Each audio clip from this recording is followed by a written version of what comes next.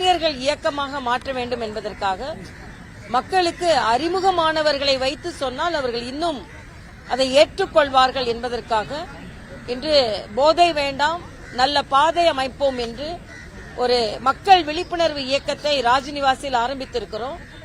அதற்கு நமது பிரபலமான மக்களுக்கு பரிச்சயமான நமது ஆர்த்தி கணேஷ், சத்யா என்ற இசையமைப்பாளர், ரமேஷ் கண்ணா அவர்களெல்லாம் வந்து இளைஞர்களுக்கு அவர்கள் விழிப்புணர்வை ஏற்படுத்தி இருக்கிறார்கள்.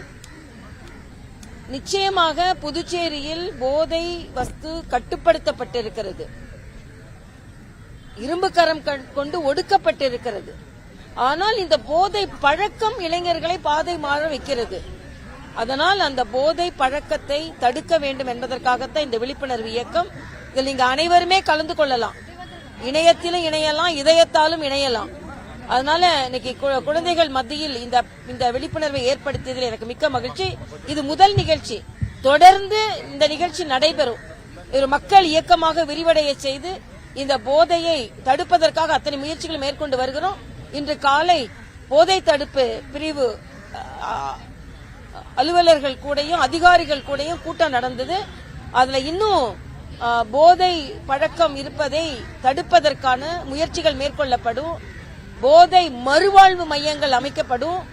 24 மணி நேரமும் தொலைபேசியில கவுன்சிலிங் செய்வதற்கு ஏற்பாடு செய்யப்பட்டிருக்கிறது. அது திங்கட்கிழமை திறந்து வைக்கப்படுகிறது. 24 மணி நேரமும் கவுன்சிலிங் கால்ஸ் அட்டெண்ட் பண்ணப்படுகிறது. அதே மாதிரி ரீஹாபிலிட்டேஷன் சென்டர், மறுவாழ்வு மையம் அமைக்கப்பட இருக்கிறது. எல்லாவற்றிற்கும் மேலாக மக்களோடு தொடர்பு கொண்டு அவர்கள் எந்த விதத்திலும் பாதிக்கப்படக்கூடாது என்பதற்காக ராஜ்நிவாசில் இருந்து ஒரு வாட்ஸ்அப் எண் அறிமுகப்படுத்தப்படுகிறது. போதை சம்பந்தமாக எந்த தகவல்கள் இருந்தாலும் இந்த வாட்ஸ்அப்பில் தெரியப்படுத்தினால் அதிகாரிகள் தனிப்பட்ட கவனத்தோடு இதை அணுகுவார்கள். அந்த வாட்ஸ்அப் நம்பர் 7339552225.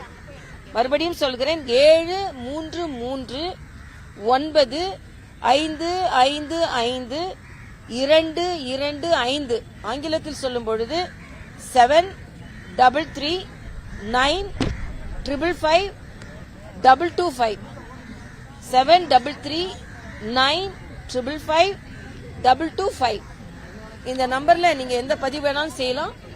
என்னை பொறுத்த மட்டில் இது முழுவதுமாக கட்டுப்படுத்தப்பட்டு இருக்கிறது. சில பேர் அரசியல் ரீதியாக சில குற்றச்சாட்டுகளை சொல்கிறார்கள், அதை எல்லாமே நாங்கள் எதிர்கொள்கிறோம். ஆனா இன்று புதுவை பாதுகாப்பாக இருப்பதற்கு அத்தனை நடவடிக்கைகள் மேற்கொள்ளப்படுகிறது. இன்று ஆர்த்தியின் தாயையும் தந்தையையும் தேசிய பட்டியலின ஆணையத்தின் அதிகாரிகள் சென்று பார்த்திருக்கிறார்கள். அதன் மூலம் அவர்களுக்கு பொருள் உதவி செய்திருக்கிறார்கள். அந்த ஆணையத்தின் ஒரு பழக்கம் என்ன என்றால், ஒரு குறிப்பு என்ன என்றால், பாதிக்கப்பட்ட குடும்பத்திற்கு அரசாங்க வேலை கொடுக்க வேண்டும். அதனால் அவர்கள் முதலமைச்சரையும் பார்த்து அவங்களுக்கு அம்மாவுக்கோ அப்பாவுக்கோ அரசாங்க வேலை கொடுக்க வேண்டும் என்ற ஒரு கோரிக்கையும் வைத்திருக்கிறார்கள். முதல் பகுதி பண உதவி செய்திருக்கிறார்கள். அதற்கு இரண்டாவது பண உதவியும் செய்ய இருக்கிறார்கள். ஆக அரசாங்கம் எல்லா விதத்திலும், மத்திய அரசாங்கம் சரி, மாநில அரசாங்கம் சரி, அவர்களுக்கு உறுதுணையாக இருக்கிறது என்பதை நான் தெரிவித்துக் கொள்கிறேன்.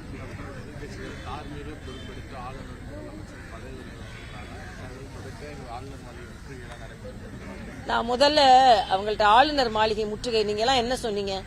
பொதுமக்கள் ஆளுநர் மாளிகைக்கு வரணும், ஆளுநர் மாளிகை கிட்ட படம் எடுத்துக்கணும், வெளிநாடுல வர்றவங்க ஆளுநர் மாளிகை பார்க்கணும்னு சொல்றாங்கன்னு நான் ஆளுநர் மாளிகையில உள்ள எல்லா தடுப்பையும் நான் நீக்கினேன்.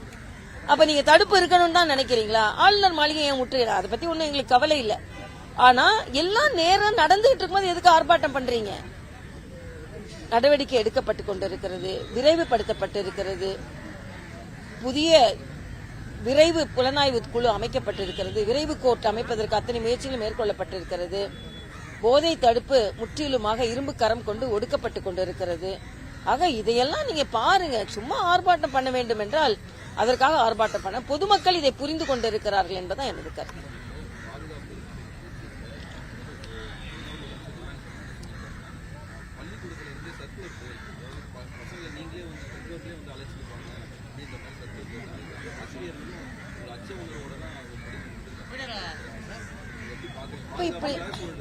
இப்ப பாதுகாப்புன்னு இல்ல, இப்ப குழந்தைங்களுக்கு ஒரு சப்போர்ட்டிவா இருக்கட்டும்னு சொல்லிதான் அப்படி கொடுத்திருப்பாங்க.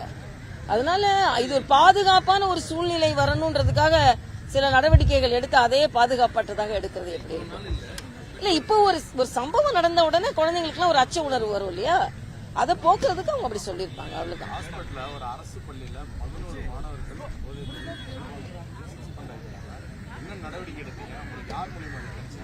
இல்ல அதெல்லாம் காவல்துறை அதிகாரிகிட்ட கேட்கணும்ப்பா, அந்த துறை அதிகாரிகள்ட்ட கேட்கணும். எல்லா இடத்துலயும் அதற்கான ஏற்பாடுகள் செய்யப்பட்டு இருக்கிறது. நாம ஒன்னொன்னா எடுத்து கேட்டு ஒரு அவநம்பிக்கை ஏற்படுத்த வேண்டாம். நான் இந்த இயக்கத்துல பத்திரிகை சகோதரர்களும் சேரணும்னு நான் நினைக்கிறேன்.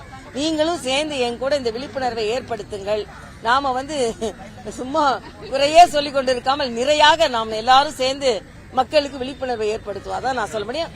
நாம எல்லாருமே நேரடியாக மக்களுக்கு நல்லது செய்து கொண்டிருக்கணும். இல்ல அதுதான் அது என்ன நான் கேக்குறேன்.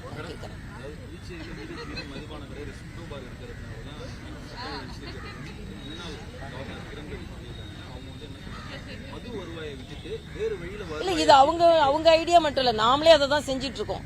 நாமளே அந்த மது வருவாயை தாண்டி நல்ல வருவாய் கொண்டு வருவதற்காகத்தான் எல்லா முயற்சிகளும் மேற்கொண்டு இருக்கோம். அதற்கான நடவடிக்கையில் ஈடுபட்டு இருக்கோம். எல்லா நல்ல நடவடிக்கையும் ஏற்படுத்திக் கொண்டிருக்கிறோம். இப்ப போதைப் பொருள் அதிகப்படியாக இருக்கிறது இல்ல, போதைப் பொருள் கட்டுப்படுத்தப்பட்டிருக்கிறது. உலகத்துல எல்லா இடத்துலயும் போதைப் பொருள் இருக்கு. அது மக்களுக்கு அதிகார ரீதியாக கட்டுப்படுத்த வேண்டும்ன்றதுக்காக தான் காலையில் கூட்டம், உணர்வு ரீதியாக கட்டுப்படுத்த வேண்டும் என்பதற்காக தான் மாலையில கூட்டம். இது மக்கள் இயக்கம், அது அதிகாரிகளின் இயக்கம். ஆனால் நம்மளால எல்லாரும் சேர்ந்து எந்த அளவிற்கு கட்டுப்படுத்த முடியுமோ அதை கட்டுப்படுத்துறது. ஏன்னா போதை பழக்கம் இங்க மட்டும் இல்ல, உலகம் முழுவதும் பரவி இருக்கிறது. ஆனா நம்ம குழந்தைங்க அதுல பாதிக்கப்பட்டு விடக் கூடாது என்ற தாயுள்ளத்தோடு நம்ம சில நடவடிக்கைகளை மேற்கொள்றோம். அவ்வளவுதான். இல்ல குற்றச்சாட்டு வைக்கிறவங்க குற்றச்சாட்டு வைத்துக் கொண்டேதான் இருப்பாங்க. இதற்கு முன்னால் ஆட்சி செய்தவர்கள் அவங்க எந்த அளவில் அதை கட்டுப்படுத்தினாங்க, இதெல்லாம் நம்ம கேள்வி கேட்டுட்டே இருக்கலாம். ஆனா எல்லாம் ஒரு ஆக்கப்பூர்வமா போவோன்றதுதான் எனக்கு கருத்து.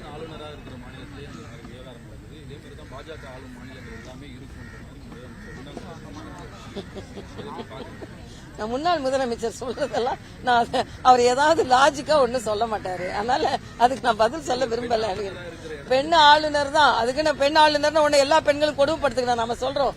பெண் ஆளுநரா இருக்கிறதுனாலதான், மருத்துவர் ஆளுநரா இருந்ததுனாலதான் உங்களுக்கு கரோனா நேரத்துல உங்க கூட சேர்ந்து மருந்து கொடுக்கறதும் தடுப்பூசி பண்றதுக்கும் எல்லாத்துக்கும் உங்க கூட சேர்ந்து அலைஞ்சேன். இன்னைக்கும் பெண் ஆளுநரா இருக்கிறதுனாலதான் அவ்வளவு ஓடி அங்க எதிர்ப்பு இருந்தாலும் ஓடோடி ஆர்த்தியோட அம்மா கூட நின்னேன் நானு. அதனால பெண் ஆளுநர் ஆண் ஆளுநர் இல்ல, மனிதாபிமானம் உள்ள புதுச்சேரி மக்களுக்கு நல்லது செய்ய வேண்டும் என்று நினைக்கின்ற துணையாக நிற்கின்ற ஒரு துணைநிலை ஆளுநர் நான் இருக்கிறேன். அவ்வளவுதான். அவரே சொல்றாரு நான் எங்கேயும் போல இங்கேதான் இருக்கிறேன்னு. அப்ப மக்களுக்கு சேவை செய்யறேன்னு தானே அர்த்தம். அதனால அண்ணன் ஏதாவது சொல்லிட்டே இருப்பாரு, நம்ம பாத்துக்கலாம். இல்ல அது நான் வரும்போது பாக்கலாம். அவ்வளவுதான். இப்போ சஸ்பென்ஸ் தான்.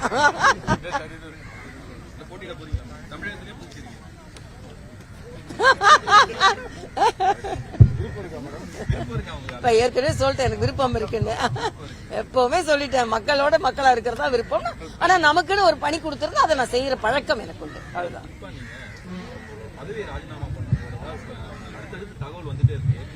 தகவல் என்ன தகவல் வேணுமாலும் வரும்பா.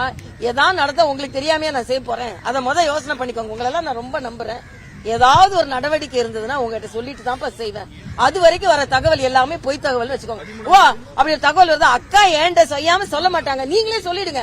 அப்படி தகவல் வந்தது அக்கா ஏன்ட்ட சொல்லாம எதுவும் செய்ய மாட்டாங்க, பொய்யான தகவல் நீங்களே சொல்லிடுங்க.